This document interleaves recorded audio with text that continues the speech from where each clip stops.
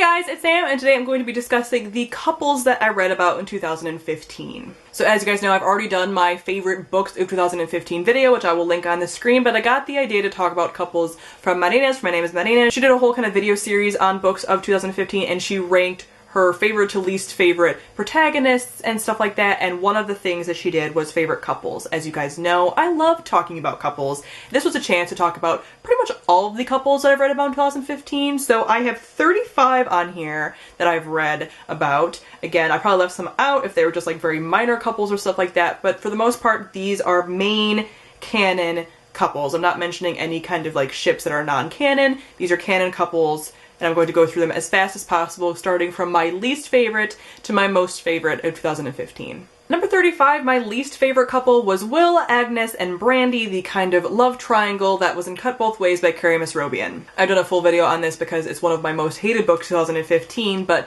basically Will was cheating on both Brandy and Agnes the entire time. He was in a relationship with Brandy, and Agnes was his best friend, and it was supposed to be a kind of look at bisexuality, but it was really just a poorly done story with a bisexual protagonist that made bisexuals look like every horrible trope about bisexuals, and it was awful, and I hated it.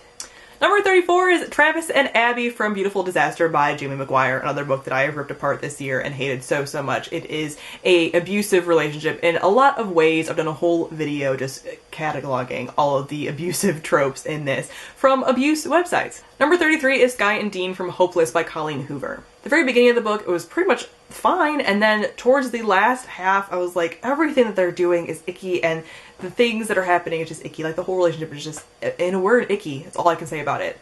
Number 33 is Feyre, Tamlin, and kind of Rhysand from A Court of Thorns and Roses by Sarah J. Maas. This is another book that I've talked about a lot. I'm laughing because I know that I've talked about these books like into the ground as far as why I don't like them, but the relationship dynamics in this book, especially between Tamlin and Feyre, because that is like the main relationship within this book. I know that we're going to expand probably to like a Rhysand thing going on in the rest of the series, which I'm actually kind of here for because out of the two, I prefer Rhysand. But Tamlin and Feyre and just everything about Feyre, like, a lot of people mentioned that she basically has no agency throughout this entire book, and just the male characters make decisions for her and are kind of abusive to her, in various ways, and manipulate her a lot, and it's just overall unhealthy, and I don't like it. Number 31 are Faith and Mark from the Shifter series by Rachel Vincent. I actually really enjoyed them in book one. This is about a pack of werecats, so there are two werecats kind of in this back and forth, on again, off again type relationship. That's Faith and Mark. And I liked them in book one because Faith really stuck up for herself, and even if Mark did something kind of shitty, because you have this kind of like pack dynamic, animalistic mentality, so I can forgive a lot of things that I wouldn't forgive within like a contemporary or something. But book two, which is the only one that I've read so far out of the series, out of just books 1 and 2, there's a lot of things that happen that again are like just abusive behavior and manipulative and icky, and Faith isn't sticking up for herself at all, and Mark's just being a whiny piss baby, and I can't handle it. So I've put off the series for now. I'm going to continue with the series because I have hopes that it's going to get better, but right now I do not like it. I find it incredibly unhealthy, and there's another character that Faith could get with that I'm kind of pulling for right now because Mark is just icky. Number 30 is Mare, Maven, and Cal from Red Queen by Victoria Aveyard. This is one of the most pointless love triangles I have ever seen in my life. I do not understand why it had to happen. Why was there a love triangle? I don't know. Why did she care about either of the boys, and why did the boys care about her? I don't know. Why is she making decisions based on how she thinks the boys are going to feel about her? Like, really huge decisions. I don't know. It doesn't make any sense to me. It didn't need to happen. Why? Number 29 is Cole, Nikki, and Jack from Everneath by Brody Ashton. This is the first book in the trilogy that I do plan on continuing with, but this relationship triangle, again, overall, I didn't really enjoy. I went into this expecting a Hades and Persephone retelling, and at least this first book really isn't a Hades and Persephone retelling. It's more of an Orpheus myth retelling.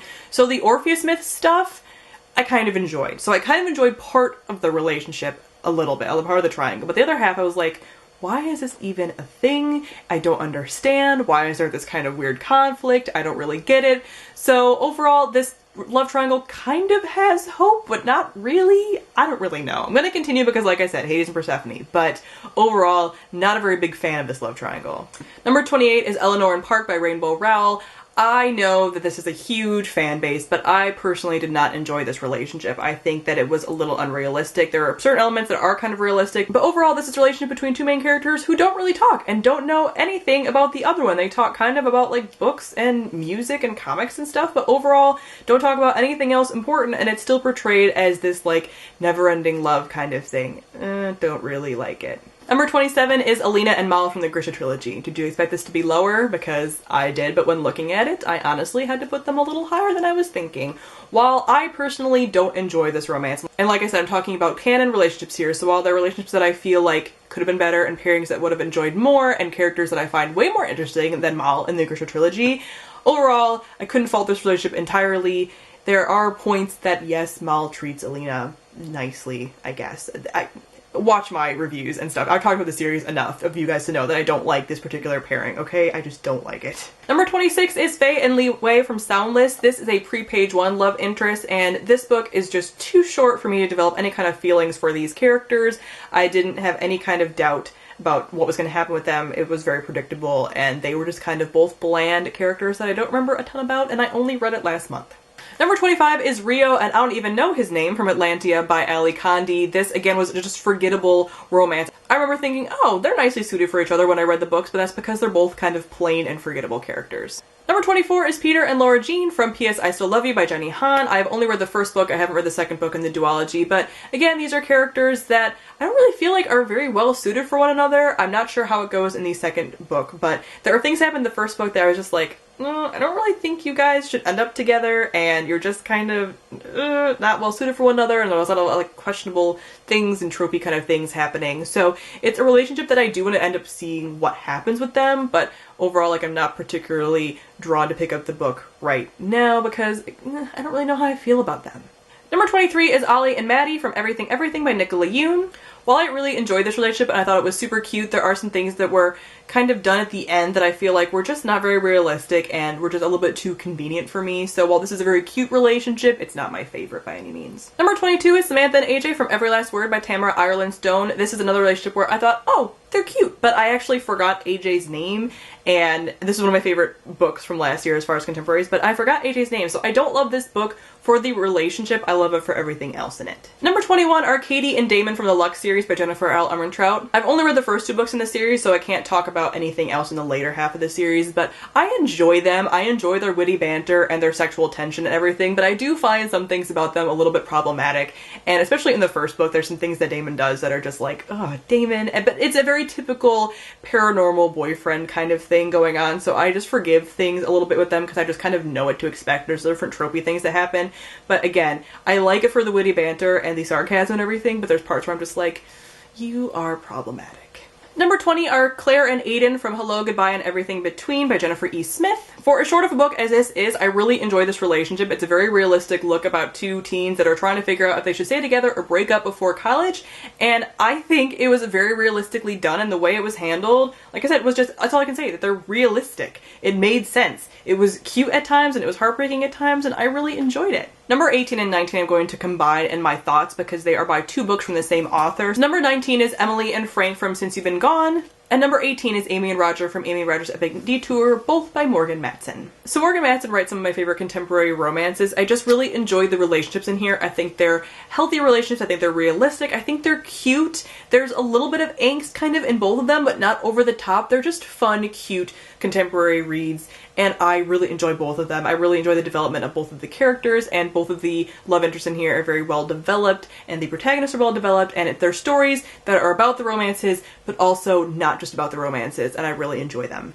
Number 17 is Mira, Theron, and Mather from Snow Like Ashes by Sarah Rosh, the whole trilogy. I actually read Ice Like Fire this year, and I'm so conflicted about this love triangle because it's one of the only love triangles where I've actually jumped ships of my love triangle in the second book. I really don't even know what to do about this love triangle. So I enjoy both sides of the love triangle, and I think both of them are pretty strong in different ways, but I also can't rank them higher up because I don't feel particularly strongly for either one. The fact that I can kind of jump ship like that is a little alarming to me because I just don't do that. So the fact that I did just kind of speaks to me that I like these characters and I like the different love interests, but I don't love, or I'm not like overly invested in one over the other. Number 16 is Devon and Ezra from First and Then by Emma Mills. They are here because they are basically a contemporary alternate universe retelling of Lizzie and Darcy from Pride and Prejudice, so of course I love them.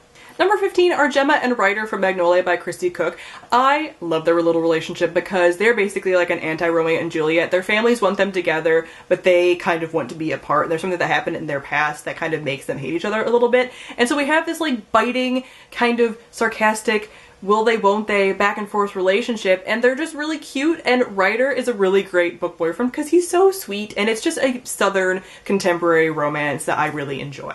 Number 14 is Sydney and Ridge from Maybe Someday by Colleen Hoover. This is one of my favorite contemporary relationships because I was so emotionally invested in them. I think I almost cried multiple times. I just love them so much, and there are some things about their relationship that some people kind of find a little bit problematic at times, but overall I really enjoy their relationship and their dynamic and their pull to each other so much. So if you're looking for a book where you can be easily addicted to the couple, this is definitely one of them. Number 13 is Gat and Cadence from We Were Liars by E. Lockhart. This book is a lot of mixture of views for the different plot elements, but I really loved their romance. I think it's because I listened to this on audiobook, and so we get the emotion in Cadence's voice when she's talking about Gat. Like, I still think about certain things that she says about him. Like, there's certain lines that she repeats over and over in the book, and one of them is Gat, my Gat. And the way that the narrator in that audiobook says it, like, if you guys had mixed feelings about We Were Liars and you have any desire to try to reread it, or if you haven't read it all, listen to it on audiobook because the narrator pulls at your heart. I think that's why I was so invested in their relationship, because of the way that she conveys the emotion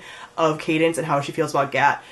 I still just can't with them. Number 12 is Georgie and Neil from Landline by Rainbow Rowell. This is a very realistic love story, and that is why I enjoyed them so much. They are two very flawed people in a very flawed relationship, but I still pulled for them. Number 11 goes to Clementine and Emma from Blue is the Warmest Color by Julie Moreau, because they broke me within a small graphic novel form. I was crying after reading this, so yeah.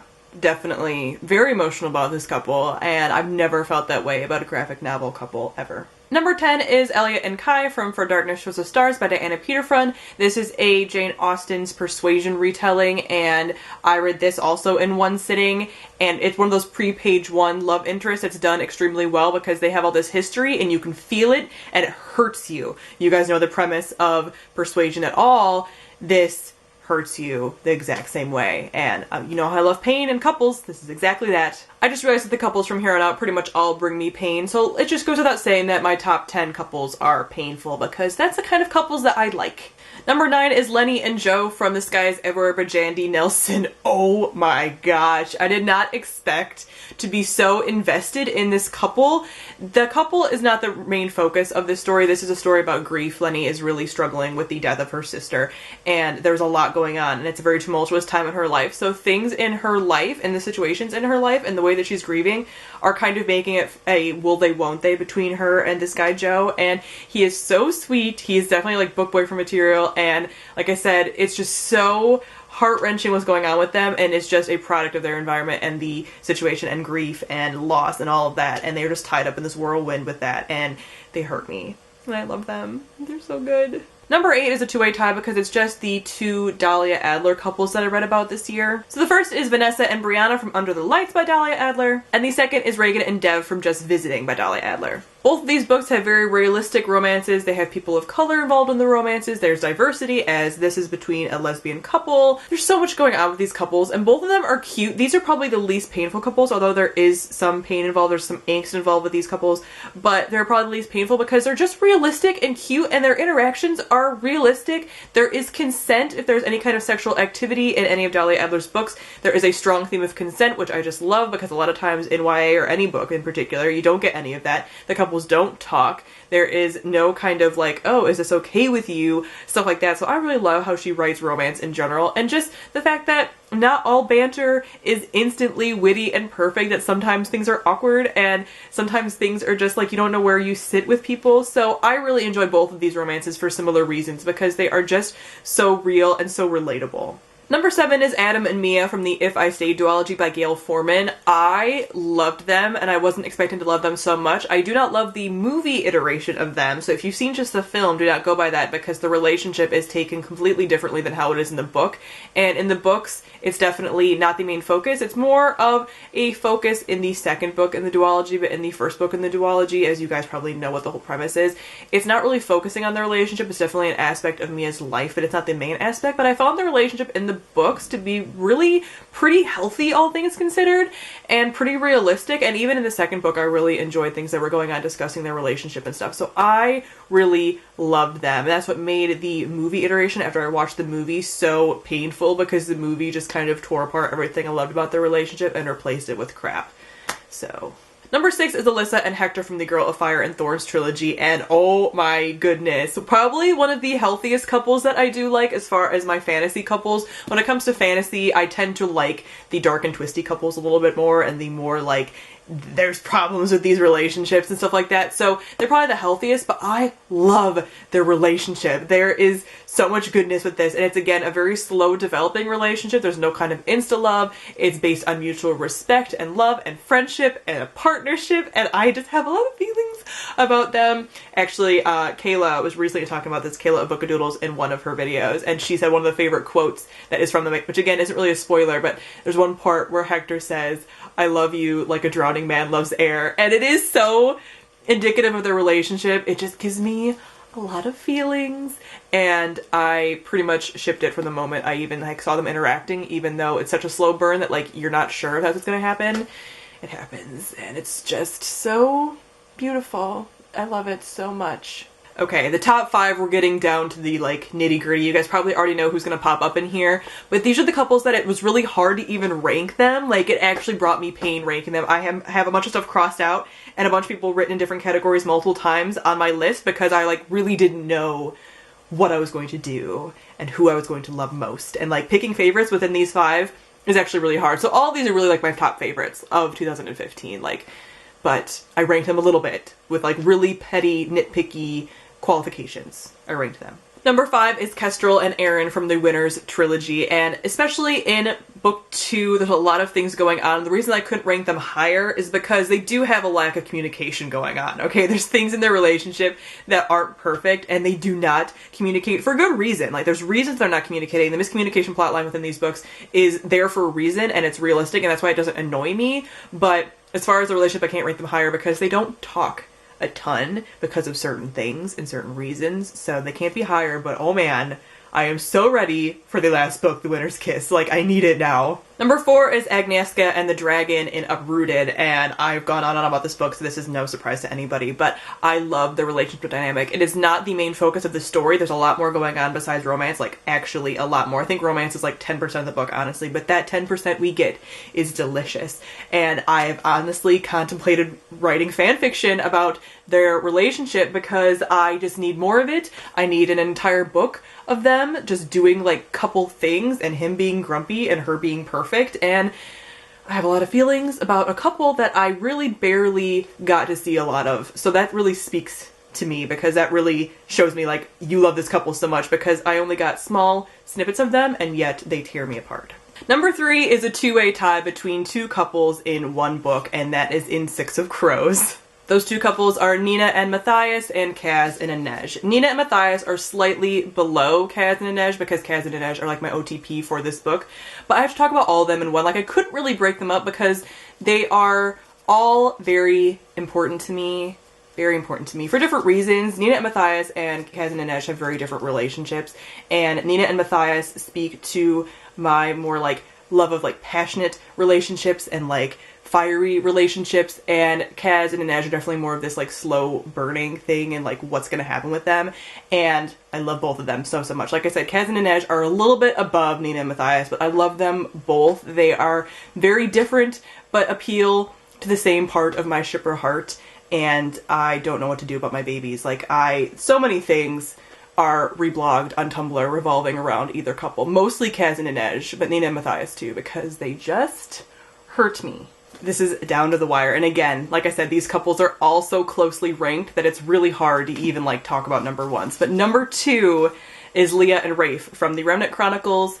I love them so much, and it's really funny because within my group of friends, like, not everybody agrees with the ships because there's a love triangle within this trilogy, but my ship is going to be Endgame, and I have receipts, okay? But Leah and Rafe are everything to me, and I can wax poetic about how endgame they are, and I love them so much. If you see the tabs in these books, it's all pretty much scenes with them because I feel so strongly about them and about how similar they are and about how they balance each other out and how they are drawn to each other, and all these things about them are so important to me. I cannot wait for the last book for numerous reasons, but also because my precious babies. And number one, you all have to know, is Cleo and Magnus from the Falling Kingdom series. I love them so much. They are the epitome of the slow burn romance for me. Morgan Rhodes has made sure that this relationship has been drawn out throughout multiple books of what's gonna happen, will they, won't they, are they canon now? I don't even know what's happening. Like that. They're so important to me. It is the slowest burn that I've ever read in a series ever. Usually at least the people are together, like for sure by like book 2, right? But this is definitely a slow, tortured relationship of feelings and angst and back and forth, and they're so well suited for each other in so many ways, but it's because of who they've grown to be over the series and how they are as like leaders and how they are as people. I am so emotional about them. I think about them probably on a daily basis. Whenever I hear a new song, I usually like put it to their relationship. I, again, have been thinking about writing fan fiction for them. Like, it's ridiculous. And I can't even talk about them in a coherent way without using like fangirl, obviously, terms, because I can't even think clearly when talking about them. I'm also trying to avoid like spoilers and stuff, obviously, for people that haven't read the series. But if you enjoy slow burn romances at all, consider this, because it is the most slow burning, smoldering romance I have ever read about, and just, it's perfect. My heart. I can't. I'm trying really hard to talk about them in a coherent way, and I just can't. So just know that this is my OTP of all book OTPs, probably. It hurts me so much. I can't. Alright guys, that is it for all of the 2015 couples that I've read about in the last year. So comment down below and let me know some of your favorite and least favorite couples. Also, if you're wondering about some of my couples that you know that I enjoy that I didn't talk about, it's either because I read about them in 2014 or because they weren't canon, talking about a particular series, which you probably know that I'm referring to. So that's why I talked about couples that are at least hinted at going to be canon, like for sure, or were if the series is over. So yes. Comment down below, let me know your thoughts and feelings about different couples, fangirl with me, and if you enjoy my same couples, follow me on Tumblr, because that is pretty much all I talk about is my favorite OTPs, especially the top 5. Like, wow, it's like my entire life. It's really ridiculous. Oh, and The Force Awakens. That's all my Tumblr is. My couples that I like from books, and The Force Awakens. So thank you all for watching, and I'll see all you guys soon. Bye!